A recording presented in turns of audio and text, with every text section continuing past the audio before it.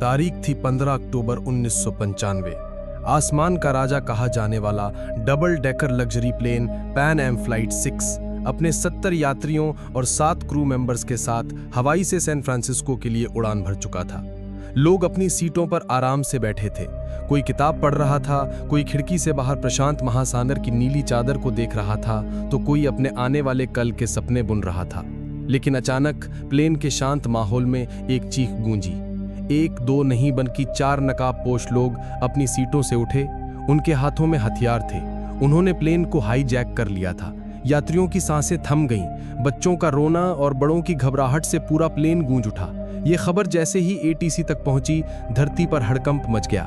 Rescue mission की तैयारियां शुरू हो गईं, लेकिन इससे पहले कि कोई कुछ समझ पाता, ठीक 5 मिनट बाद पैन एम फ्लाइट 6 रडार से हमेशा के लिए गायब हो गई। इसके पीछे का कारण, पहला तो हाईजैकर्स ने प्लेन का लोकेशन सिस्टम बंद कर दिया था, पर असली खतरा तो कुछ और ही था। एक ऐसा खतरा जिसे इंसान कंट्रोल नहीं कर सकता। प्लेन सीधा प्रशांत महासागर के सबसे बड़े और खतरनाक तूफान टाइफून के मुंह में जा चुका था। भयानक हवाएं प्लेन को किसी खिलौने की तरह उछाल रही थीं। पायलट अपनी पूरी ताकत से प्लेन को बचाने की कोशिश कर रहा था, पर अगले 2 घंटे तक प्लेन का कंट्रोल प्रकृति के हाथों में था। और 2 घंटों के इस जानलेवा संघर्ष के बाद प्लेन का एक इंजन फेल हो गया और इसके थोड़ी देर बाद दूसरा इंजन भी फेल हो गया।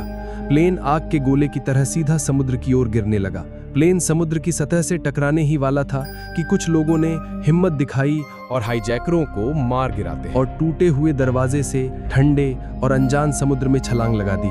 प्लेन एक भयानक धमाके के साथ पानी में समा गया, लेकिन 60 लोग किसी तरह बच गए थे। उनके चारों तरफ मीलों तक सिर्फ और सिर्फ प्रशांत महासागर की डरावनी लहरें थीं। किस्मत से जहां प्लेन क्रैश हुआ था, उससे बस 100 मीटर की दूरी पर एक चट्टान समुद्र से बाहर निकली हुई थी। सबने अपनी बची कुची ताकत लगाकर उस चट्टान पर पनाह ली। भीगे हुए, कांपते हुए, डरे हुए वे 60 लोग उस छोटी सी चट्टान पर एक दूसरे से लिपटे हुए थे। उनके पास न तो कोई फोन था, न कोई सिग्नल, न कोई उम्मीद। प्लेन का मलबा भी गहरे पानी में डूब चुका था। तभी एक पैसेंजर को याद आया कि उसके बैग में एक दूरबीन थी जो किसी तरह उसके साथ बच गई थी। उसने कांपते हाथों से दूरबीन उठाई और चारों तरफ देखने लगा, और तभी उसे एक उम्मीद की किरण दिखी। लगभग आधा किलोमीटर दूर धुंध में लिपटा एक छोटा सा द्वीप। वो चिल्लाया, आइलैंड! वहां एक आइलैंड है। जो लोग तैरना जानते थे, उन्होंने एक पल भी नहीं गवाया। उन्होंने मौत के इस महासागर में फिर से छलांग लगा दी। नीचे खतरनाक शार्क थीं, ऊपर ऊंची ऊंची लहरें, लेकिन जीने की इच्छा इन सबसे बड़ी थी। घंटों की मशक्कत के बाद सिर्फ 15-20 लोग ही उस द्वीप के रेतीले किनारे तक पहुंच पाए, बुरी तरह थके हुए लेकिन जिंदा। द्वीप पर पहुंचे लोगों ने एक पल भी आराम नहीं किया। उन्हें पता था कि चट्टान पर फंसे बाकी लोगों को यहां लाना होगा, वरना वे लहरों या भूख प्यास से मर जाएंगे। उन्होंने द्वीप पर पड़ी सूखी लकड़ियों और बेलों को इकट्ठा किया और किसी तरह एक काम चलाऊ बेड़ा बनाया। उस टूटे फूटे बेड़े को लेकर वे दोबारा उस जानलेवा समंदर में उतर गए। एक एक करके कई चक्कर लगाकर उन्होंने चट्टान पर फंसे हर इंसान को द्वीप पर पहुंचाया। जब सारे 60 लोग उस अनजान जमीन पर इकट्ठा हुए, तब जाकर उन्हें अपनी असली हालत का एहसास हुआ। ये कोई जन्नत नहीं थी, ये एक सुनसान वीरान द्वीप था। कुछ नारियल के पेड़, थोड़ी बहुत जंगली झाड़ियां और चारों तरफ सिर्फ रेत। न खाने का कोई इंतजाम, न पीने के पानी का कोई स्रोत। निराशा के बादल उन पर छा गए। कुछ लोग घुटनों के बल बैठकर रोने लगे, कुछ अपने परिवार को याद करके चिल्लाने लगे, तो कुछ बस सिर पकड़कर बैठ गए। यकीन नहीं कर पा रहे थे कि वे वाकई जिंदा हैं या ये कोई भयानक सपना है। इसी हताशा के बीच एक स्कूल टीचर मिस्टर डेविड आगे आए। उन्होंने बुलंद आवाज में कहा, दोस्तों, अगर हम घबरा गए तो हम सब मारे जाएंगे। हमें जीना है, एक दूसरे के लिए जीना है। उनकी आवाज में एक भरोसा था जिसने टूटे हुए लोगों में एक नई उम्मीद जगाई। सब संगठित हुए और घायलों की देखभाल शुरू की गई। अब सबसे बड़ी चुनौती थी भूख और प्यास। एक नौजवान माइकल हिम्मत करके नारियल के एक ऊंचे पेड़ पर चढ़ गया और कुछ नारियल तोड़कर लाया। वो कुछ नारियल 60 लोगों के लिए कुछ भी नहीं थे, लेकिन वो सिर्फ नारियल नहीं थे, वो उम्मीद की पहली खुराक थे। लोगों ने बारिश के पानी को चट्टानों के गड्ढों में इकट्ठा करना शुरू किया और उसे पीना शुरू किया। मिस्टर डेविड ने सबको छोटी छोटी टीमों में बांट दिया। एक टीम को द्वीप पर खाने लायक फल या जड़ें खोजने का काम मिला, तो दूसरी टीम को शेल्टर बनाने का। सबसे मुश्किल काम था मछली पकड़ने का। कुछ नौजवानों ने पेड़ों की नुकीली डालियों से भाले बनाए और घंटों समंदर के किनारे खड़े रहकर मछली पकड़ने की कोशिश करने लगे। कई नाकाम कोशिशों के बाद आखिरकार उन्होंने एक छोटी सी मछली पकड़ ही ली। उस दिन जब उस मछली को आग पर पकाया गया तो उसकी खुशबू किसी दावत से कम नहीं थी। सबने उसका एक एक छोटा टुकड़ा खाया। वो सिर्फ एक मछली का टुकड़ा नहीं था, वो उनकी पहली जीत थी। उस पल ने उन्हें सिखाया कि अब यही उनकी जिंदगी है, जहां हर चीज को बांट कर जीना होगा। दोस्तों, कहानी में आगे क्या हुआ ये जानने से पहले एक छोटी सी रिक्वेस्ट। अगर आपको ये सच्ची घटना दिल को छू रही है तो प्लीज इस वीडियो को एक लाइक कर दीजिए और चैनल को सब्सक्राइब करना मत भूलिएगा। आपका एक सब्सक्राइब हमें ऐसी ही और कहानियां आप तक लाने की हिम्मत देता है। और हाँ, कमेंट्स के बगल में जो नया हाइप का बटन है उसे भी जरूर दबाइएगा। दिन हफ्तों में और हफ्ते महीनों में बदलने लगे। अब उन्हें समझ आ गया था कि मदद शायद कभी नहीं आएगी, उन्हें यहीं जीना होगा। उन्होंने पेड़ों की पत्तियों, डालियों और नारियल के रेशों से छोटी छोटी झोपड़ियां बनानी शुरू कर दी। पहली बारिश में ही उनकी सारी मेहनत पर पानी फिर गया, झोपड़ियां लीक करने लगीं, लेकिन उन्होंने हार नहीं मानी और ज्यादा मजबूती से शेल्टर बनाए। जरूरत ने उन्हें वो सब कुछ सिखा दिया जो उन्होंने कभी सोचा भी नहीं था। कुछ लोगों ने मछली को धुआं देकर सुखाना सीख लिया ताकि उसे लंबे समय तक बचाया जा सके। एक महिला जो नर्स थी, उसने जंगली पत्तों से छोटी मोटी चोटों और बीमारियों का इलाज करना सीख लिया। उन्होंने फैसला किया कि अगर यहाँ जीना है तो भविष्य के लिए सोचना होगा। उन्होंने नारियल के बीजों को द्वीप के चारों तरफ बोना शुरू किया, जंगली पौधों की कलमों को लगाना शुरू किया। उन्होंने समंदर के किनारे रेत पर नारियल के पेड़ों को गिराकर एक बहुत बड़ा हेल्प लिखा, इस उम्मीद में कि शायद कोई हवाई जहाज इसे देख ले। एक दिन दूर आसमान में एक जहाज दिखा भी। सब पागलों की तरह चिल्लाए, आग जलाकर धुआं किया, लेकिन जहाज ने उन्हें नहीं देखा और गुजर गया। उस दिन कई लोगों की उम्मीद पूरी तरह टूट गई। शुरुआती 2-3 महीने सबसे कठिन थे। अनजान द्वीप का माहौल, खाने की कमी और साफ पानी न होने की वजह से बीमारियां फैलने लगीं। निराशा और अकेलेपन ने कई लोगों को मानसिक रूप से तोड़ दिया। एक एक करके 10 लोगों ने दम तोड़ दिया। हर मौत उनके लिए एक गहरा सदमा होती। वे अपने साथी को अपने हाथों से रेत में दफनाते और असहाय होकर रोते। अब वो 60 से 50 रह गए थे। उधर बाहरी दुनिया में महीनों के सर्च ऑपरेशन के बाद भी जब पैन एम फ्लाइट 6 का कोई सुराग नहीं मिला तो सरकार ने उन्हें मृत घोषित कर दिया।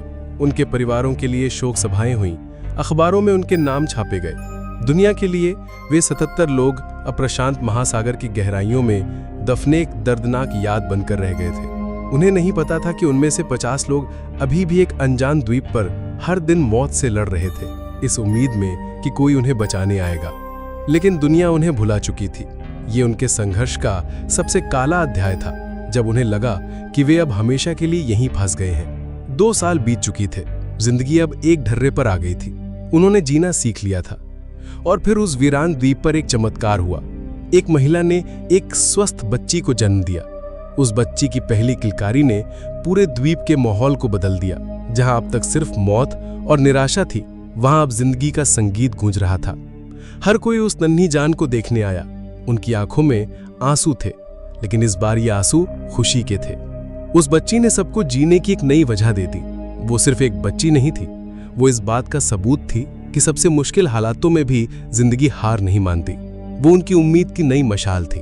लोगों ने उस दिन को एक त्योहार की तरह मनाया, क्योंकि 2 साल बाद मौत पर जिंदगी की जीत हुई थी।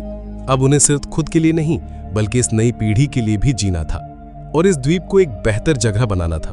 देखते देखते 10 साल गुजर गए। द्वीप पर अब जिंदगी का एक सिस्टम बन चुका था। मिस्टर डेविड ने बच्चों के लिए एक छोटा सा स्कूल खोल दिया था, जहां वे उन्हें पढ़ना, लिखना और दुनिया के बारे में बताते थे। उस दुनिया के बारे में जिसे इन बच्चों ने कभी देखा ही नहीं था। सबने अपने अपने काम बांट लिए थे। कुछ लोग मछली पकड़ते, कुछ खेती करते, कुछ बच्चों की देखभाल करते। उन्होंने अपने मनोबल को बनाए रखने के लिए प्लेन क्रैश की बरसी को सर्वाइवल डे के रूप में मनाना शुरू कर दिया। उस दिन वे गाना गाते, कहानियां सुनाते और उन साथियों को याद करते जो अब उनके साथ नहीं थे। इन 10 सालों में द्वीप पर 5 और बच्चों का जन्म हुआ, लेकिन इस दौरान बीमारियों और हादसों में 7 और बड़े लोग अपनी जान गंवा चुके थे। अब द्वीप की कुल आबादी बच्चों को मिलाकर 48 थी। एक दिन फिर वही हुआ। आसमान में एक प्लेन की गूंज सुनाई दी। सब फिर से दौड़े, फिर से चिल्लाए, लेकिन नतीजा वही रहा। प्लेन उन्हें बिना देखे गुजर गया। बार बार मिलती निराशा ने अब उन्हें तोड़ना बंद कर दिया था। शायद उन्होंने इसे ही अपनी किस्मत मान लिया था। पूरे 13 साल बीत चुके थे। जो बच्चे द्वीप पर पैदा हुए थे वे अब किशोर हो चुके थे।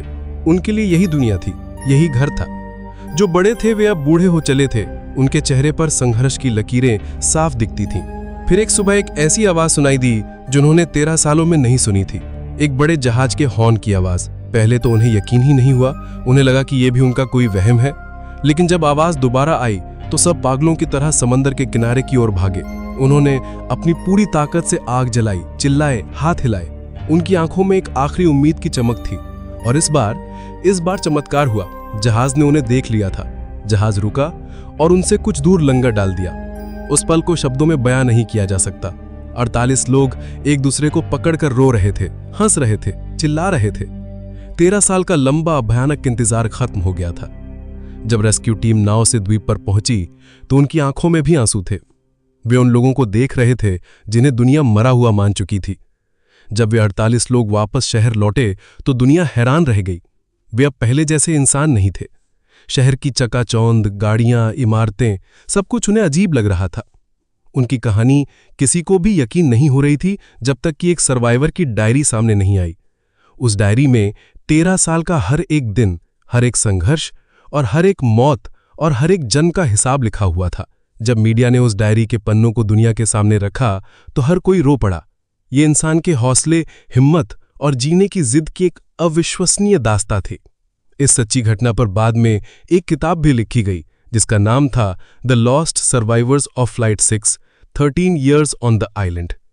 ये कहानी आज भी हमें सिखाती है कि उम्मीद की एक छोटी सी किरण भी सबसे घने अंधेरे को चीर सकती है और इंसान का हौसला हर मुश्किल से बड़ा होता है। दोस्तों, आपको इन 48 सर्वाइवर्स की ये दिल दहला देने वाली कहानी कैसी लगी? क्या आप कल्पना कर सकते हैं कि 13 साल एक वीरान द्वीप पर बिताना कैसा होता होगा? अपनी राय नीचे कमेंट्स में जरूर बताइएगा। आपके कमेंट्स पढ़ के हमें बहुत अच्छा लगता है।